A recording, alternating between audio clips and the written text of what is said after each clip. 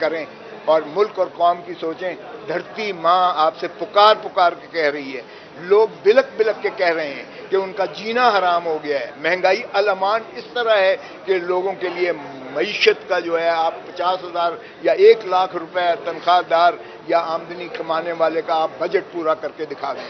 آج جس قسم پرسی کے عالم میں ہے اور جس طرح IMF ہمارے اوپر ڈکٹیشن کر کے ہمیں حکم نامے جاری کر رہی ہے اور جس طرح منی بجٹ 170 ارب کا آپ نے نافذ کیا ہے، خدا را یہ ملک متحمل نہیں. میں سمجھتا ہوں کہ یہ یقینی بات ہے کہ آئین کے آرٹیکل 105 کو دیکھیے گا اور آئین کے آرٹیکل 112 کو دیکھیے گا تو ان دونوں کی اگر روح کو آپ دیکھیں تو گورنر پابند ہے کہ وہ جو ہے 90 دن کے اندر جو ہے اس کا الیکشنز کے انعقاد کے لیے تاریخ دے. جو الیکشن کمیشن آف پاکستان اس پر لازم عمل کر کے 90 دن کے اندر اس کو الیکشنز کروائے.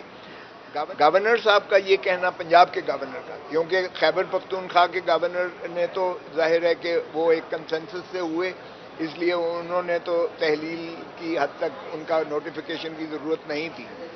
لیکن گورنر پنجاب کا یہ کہنا کہ میں نے تو تحلیل کے جو ایڈوائس تھی، سمری تھی جو چیف منسٹر چودھری پرویز الہی صاحب کی، میں نے تو اس پر دستخط نہیں کیے، لہذا میں کیوں کر تاریخ دوں.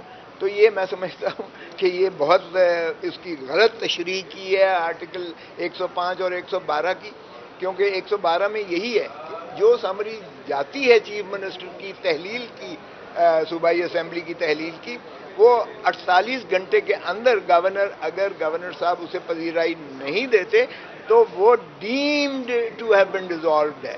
تو ڈیمنگ کلاز میں گورنر صاحب خود ہی ایسے متصور ہوگا جیسے انہوں نے ہی دستخط کیے ہیں. میں خود گورنر رہا ہوں، جب میں کسی سمری کو ریجیکٹ کرتا تھا تو ایک سیکشن آفیسر میرے ہی نام سے، یعنی دا گورنر از پلیز ٹو، کیونکہ قانون کی یا آئین کی منتہا یہ ہے کہ اس کے بعد it will be deemed to have been accept. تو ڈیمنگ کلاز میں گورنر صاحب ہی متصور ہوں گے کہ انہوں نے ہی اس کو جو ہے آئینی اختیارات کے تحت اس کو ڈیزالو کیا گیا ہے، یہی متصور ہوگا. تو یہ گورنر کا جو ہے عذر کہ جی میں نے دستخط نہیں کیے، میں تاریخ نہیں دے سکتا، یہ بالکل غیر آئینی عمل ہے، انہوں نے کیا ہے. اور اسی طرح اس کو اب آپ دیکھیے گا 105 آرٹیکل کے ساتھ پڑھیں تو دا گورنر شیل ہے، اس پر آبلیگیٹری ہے، لازم ہے اس پر کہ وہ تاریخ دے جو ہے الیکشنز کی، اور بلکہ تاریخ الیکشنز کی وہ کیئر ٹیکر سے بھی پہلے دینے کا پابند ہے. تو اس کا بھی بڑا سادہ جواب ہے کہ اگر گورنر صاحبان یا صاحب گورنر صاحبان اپنا اگر تاریخ نہیں دیتے، اپنا آئینی جو ہے فریضہ ادا نہیں کرتے، تو کیا جو وفاق کا سربراہ ہے جس نے حلف لیا ہے آئین کی پاسداری اور عملداری کا، کیا وہ بھی سویا رہے اور آئین کی اس طرح سے پامالی کو جو ہے وہ تماشا بن کر دیکھتا رہے؟ تو میں سمجھتا ہوں کہ 57(2) جو ہے الیکشن ایکٹ 2017 کا ایسی ہی ایونچویلٹی کے لیے ہے کہ صدر پاکستان جنرل الیکشنز جو ہے اس کا وہ ڈیٹ دیں گے. ڈیٹ اور ڈیٹس لفظ ہے 57(2) میں، ڈیٹ اور ڈیٹس. اگر صرف نیشنل اسمبلی کی تحلیل کی تاریخ دینا ہوتی تو پھر ڈیٹ ہی کافی تھا، پھر ڈیٹس کا لکھنے کا کیا ضرورت تھا.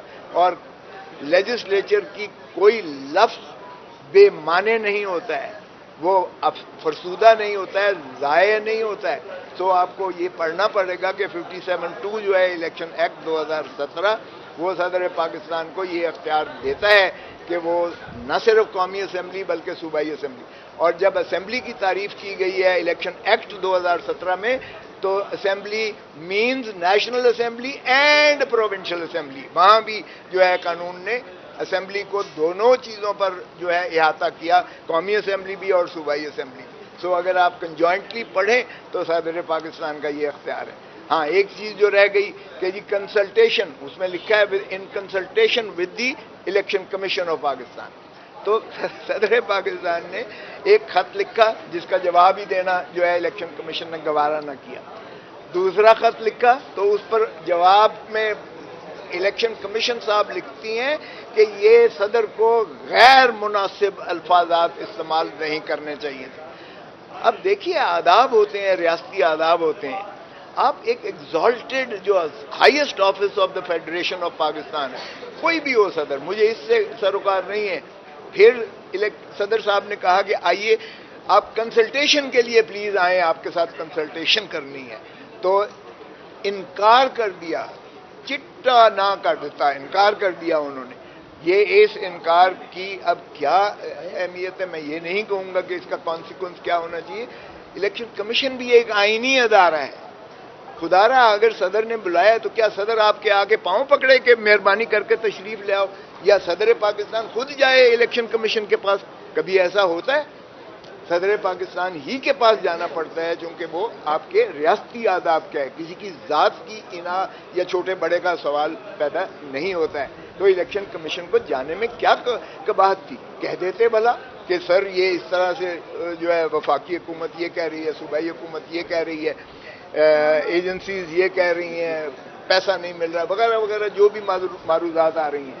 لیکن آج آپ دیکھیں کہ ترکی میں اردگان نے انکار کر دیا ہے الیکشن ملتوی کرنے کا، حالانکہ ادھر اتنا بڑا زلزلہ آیا ہوا ہے، 40,000 بندہ جو ہے شہید ہو گیا ہے، زلزلوں کے نیچے آ گیا ہے. ملک جو ہے کس طرح سے یعنی ملک کے بیشتر حصے کس طرح سے دنیا ساری چیزیں. لیکن ترکی نے کہا کہ کچھ بھی ہو جائے، قیامت بھی آ جائے، الیکشن نہیں ملتوی ہوگا. یہ ہے آئین کا پاسداری کا جو ہے اصول ہونا چاہیے. تو اس لیے میں سمجھتا ہوں کہ سپریم کورٹ یقیناً یہ ان چیزوں کا احاطہ کرے گی. میری تو ایک اپنی جو بطور طالب علم، قانون کے طالب علم کی حیثیت سے میری تو یہ آج جو ہے میں سمجھتا ہوں کہ سپریم کورٹ کا لارجر بینچ یقیناً یہ جو ہے آئین کو نافذ کرے گا، آئین پر عملداری کو یقینی بنائے گا. اگر گورننس کو 105 آرٹیکل میں یہ حکم دے کہ آپ اپنا فریضہ ادا کریں تو بھی ممکن ہے، وگرنہ اگر وہ سمجھیں کہ اگر ان کے انکار کی روشنی میں الیکشن صدر پاکستان نے تاریخیں دی ہیں یہ بھی ممکن ہے. اور